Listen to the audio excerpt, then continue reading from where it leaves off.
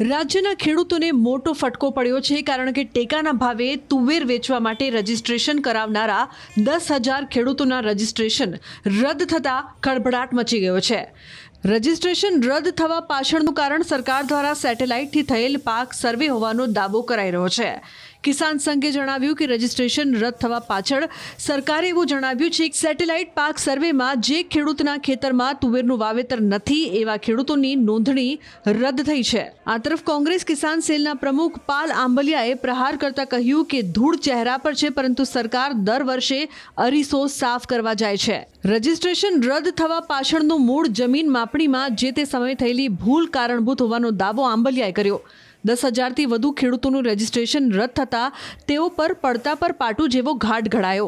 તુવેરની ખેતી કરતા ખેડૂતોનું કહેવું છે કે સરકારના ટેકાના ભાવ ખૂબ સારા છે. ખુલ્લી હરાજીમાં 1200થી 1300નો ભાવ આવે છે, જ્યારે સરકાર પણ સારા ભાવેથી ખરીદી કરી રહી છે. પરંતુ જે ખેડૂતોના રજીસ્ટ્રેશન રદ થયા છે તેઓમાં ભારોભાર નારાજગી જોવા મળી રહી છે.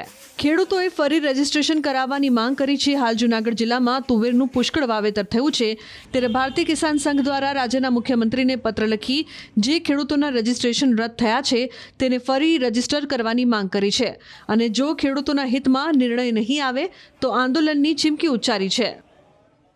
અમે કાળી મજૂરી કરીએ છીએ તો એ અમારી વળતર સરકાર આપી દે. આમ ટેકામાં સારું છે. બહાર તમે વેપારીને યાર્ડમાં આપો તો 1200, 1300, 1350 નીચા ભાવ છે. અહીંયા 3-4 હજાર રૂપિયાનો અમને ખાંડીએ ફાયદો છે. પણ રજીસ્ટ્રેશન કેન્સલ થયા ને તેને વિશે સરકાર કાંઈ વિચારે એ અમારી સરકારને ભલામણ છે. 10,000 ખેડૂતોને રદ કરવામાં આવ્યા છે. એનું કારણ એ છે કે ભાઈ સરકારનું માનવું એવું છે કે ડિજિટલ અમારો સર્વે છે એગ્રીટેકના નામથી, એ સર્વેના માધ્યમથી ખેડૂતોએ તુવેર વાવી નથી એવા વિષયને ધ્યાનમાં રાખીને સરકારે હાલમાં 10,000 ખેડૂતોની તુવેર ન ખરીદવી એ રીતનું રદ કર્યું છે. પણ અમારું ખેડૂતોનું માનવું છે કે એક ડિજિટલ માધ્યમ આજે છેલ્લા 8 વર્ષથી આ રીસર્વેની જે જમીનના રીસર્વેમાં ભૂલ છે એ પણ નથી સુધારો કરી શકી. તો આની અંદર કઈ રીતે માન્ય રાખવામાં આવે? કારણ કે ખેડૂતોએ 7/12ના દાખલાઓ લઈ તલાટી મંત્રીએ ખેતરનો સર્વે કરી અને ત્યારબાદ જ રજીસ્ટ્રેશન કે નોંધણી ખેડૂતોએ કરી હોય એવા સમયે એને રદ કરવી તો યોગ્ય નથી. કારણ કે ખેડૂતોને અત્યારે ખુલ્લી બજારમાં 1200થી 1300 રૂપિયા તુવેરના મળે છે અને સરકારે 1510 રૂપિયા ટેકાના બાંધ્યા છે. એવા સમયે 200-250 રૂપિયા એક મળે ખેડૂતોને નુકસાની ભોગવવાનો વારો આવે એવી સ્થિતિ પેદા થઈ છે.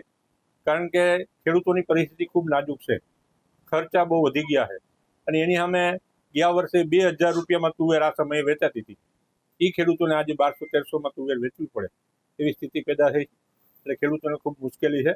રાજ્યના મુખ્યમંત્રીને પત્ર લખી અને જણાવેલ છે કે તાત્કાલિક અસરથી જે ખેડૂતોને રદ કરવામાં આવ્યા છે એને તાત્કાલિક અસરથી સમાવેશ લેવામાં આવે અને એની તુવેર તોડવામાં આવે અને એના બિલ બનાવવામાં આવે એવી અમે ભારતીય કિસાન સંઘે માગણી કરી છે. આવતા દિવસોની અંદર આ ખેડૂતોને ન્યાય નહીં મળે તો ના છૂટકે ભારતીય કિસાન સંઘ જન આંદોલન કરશે એવું આજે ચેલેન્જ આપે. આ પાકોનું જે સેટેલાઇટ સર્વે થયું છે એમાં તો જે ખેતર દેખાય છે એ જ ખેતરનું સર્વે થયું છે. હવે એમાં જમીન માપણીની એક્સની જમીન હતી એ વાયના નામે ચડી ગઈ છે, અને વાયની જમીન એક્સના નામે જતી રહી છે. એટલે થયું છે એવું કે એક્સે તુવેર વાવી છે, એના ખેતરમાં તુવેર પણ છે, પણ જમીન માપણીની ભૂલ છે એના કારણે એ ખેતર વાયનું દેખાય છે. એટલે સેટેલાઇટે સર્વે કર્યું ત્યારે વાયમાં તો તુવેર હતી નહીં. એટલે ખેડૂતોએ ટેકાના ભાવે તુવેરનું રજીસ્ટ્રેશન કર્યું. જૂનાગઢ ત્યાં રજીસ્ટ્રેશન જે કેન્દ્ર છે ત્યાં જાય છે ત્યારે ખબર પડે છે, ત્યાંથી કહેવામાં આવે છે કે તમે તો તુવેર વાવી જ નથી. એટલે ખેડૂતોએ વિલા મોઢે પાછું ફરવું પડે છે. જોયા જેવું એ છે કે ભૂલ જમીન માપણીની છે, ભોગવે છે ખેડૂતો, અને સરકાર આ સેટેલાઇટ પાક સર્વે એક યોજના નહીં, આવી અનેક યોજનામાં આ જમીન માપણીની ભૂલો સરકારને ક્યાંક ને ક્યાંક આડી આવે છે. દરેક વખતે સરકારના ચહેરા ઉપર ધૂળ છે અને સરકાર અરીસો સાફ કરવાના પ્રયત્ન કરે છે.